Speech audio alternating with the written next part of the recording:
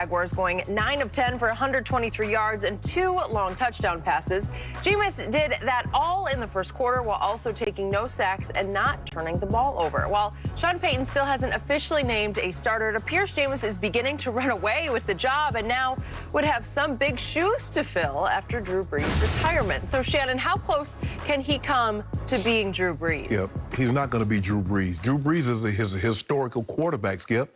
80,000 passing yards, 571 touchdown, almost 68% completion percentage. They're different quarterbacks. He possessed something that the Saints hadn't had in their offense in a very long time, and that's a vertical threat. Yep. He can throw the ball over your head. Skip. So would you say Jameis has a better arm than Drew Brees ever thought about having? Yes, okay, yes. But Skip, people don't understand.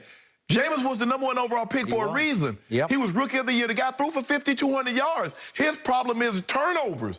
Can they cut down the turnovers? The question was never about whether he could throw the football. We know he can throw the football. Yep.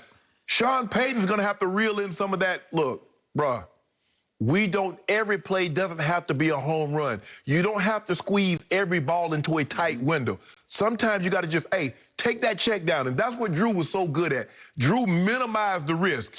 And so I think the thing is with Sean is going to have to understand that he had 15 years with Drew. Skip, they know each other backwards and forwards.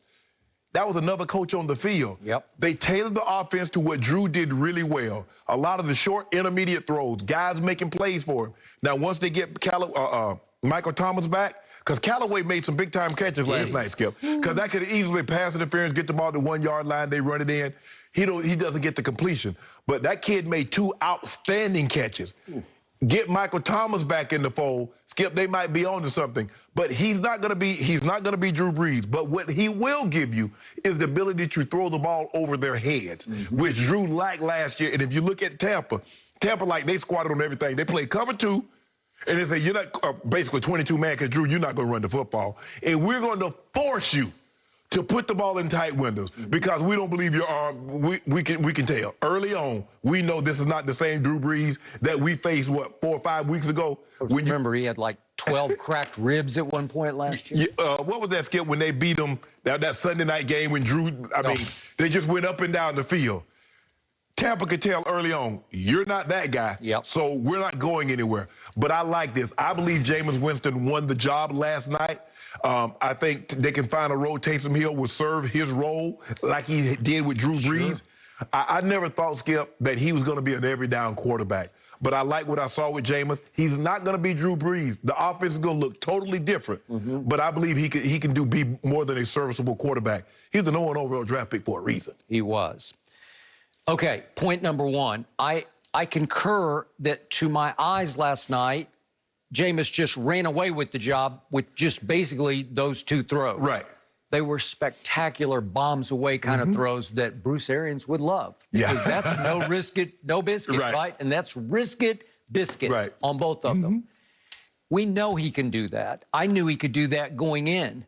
And the only reason I hesitate to just proclaim him the starter and hand him the job that he earned last night or won last night is that for some reason, Sean Payton has it in his heart and in the back of his mind that he snatched Taysom Hill off the waiver wire after he got cut by Green Bay. And he said, watch this. And Sean Payton is the ultimate watch this guy in the NFL. Belichick's close. Most coaches are like that. Most are, but Sean Payton's like, watch what I do. I've got some genius here, and I'm going to flash it for you. I'm going to take that kid off that scrap heap, and I'm going to show you he can't, and he said this before, he can be a playoff quarterback, he says of Taysom Hill. What happened last year? Jameis was there, and Drew got hurt, and there were 4 games that needed another starter, and who was it? He put Taysom Hill in there. Taysom Hill in for 4 games. And how did he look? Well, he looked so good. He looked so good they rushed Drew Brees back when he wasn't healthy. And then how did Drew look? That is correct.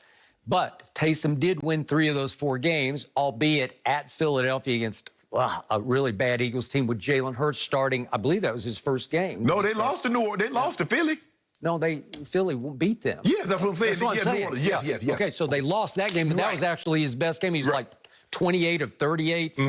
Whatever, I got it here somewhere. But the point was, he kept going, and then he got to beat Atlanta twice, and he got to beat your Broncos in Denver. And they looked terrible beating the Broncos. He did, because they mostly just ran the ball. Correct. Okay, so the point was, he did start Taysom over Jameis last year. To me, Jameis, this is like a godsend for Sean Payton because he's 6 feet 4 inches tall. He can move around pretty well. Sometimes he's a little awkward looking with his passes and runs, but he is athletic. He was a good baseball player, and he has a huge arm. It's big enough to be on the big arm list. Skip, you know who he reminds you of? He reminds you of Tom Brady's offensive coordinator, Byron Leftwich. The way he moves. Yep.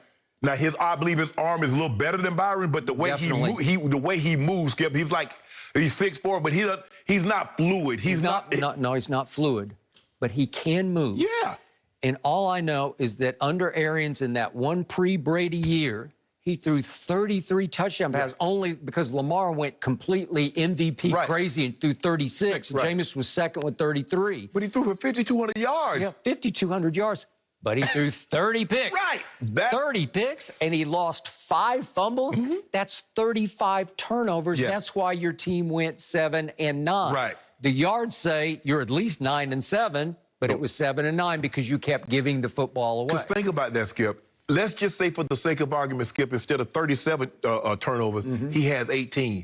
They're a playoff team. Because they didn't add anybody other than Tom Brady. Everybody that's on that team came back from the previous year. Ndamukong Suh, Chris Godwin, Mike Evans. They added Gronk. But that was a playoff team if he doesn't turn the ball over. And all Tom Brady did was come in there and was like, you know what?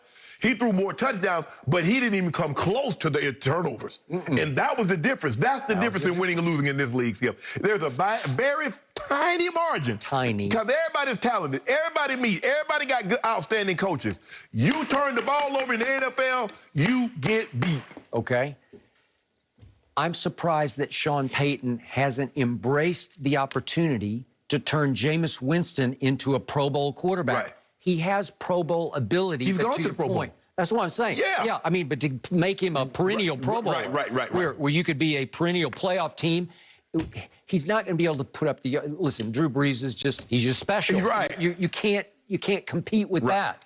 But is he strong enough mentally to at least step into the void and survive and thrive? Yes, he is. I believe he is too. Especially if Sean Payton buys completely in, because I'm not sure there's a better play caller than Sean Payton. I'm not sure there's a better quarterback maker than Sean Payton. So wouldn't it be a match made in heaven where you have a guy who just needs to get cleaned up? You know, like if you can just take the garbage out of his system, you know, if you can take away all the bad ideas, if you can just start to clean those up and cut them in half, then you've got big talent, right? I'm looking at the numbers he put up in the years in Tampa, and he threw 121 touchdown passes to 88 interceptions. Well, that's still pretty great.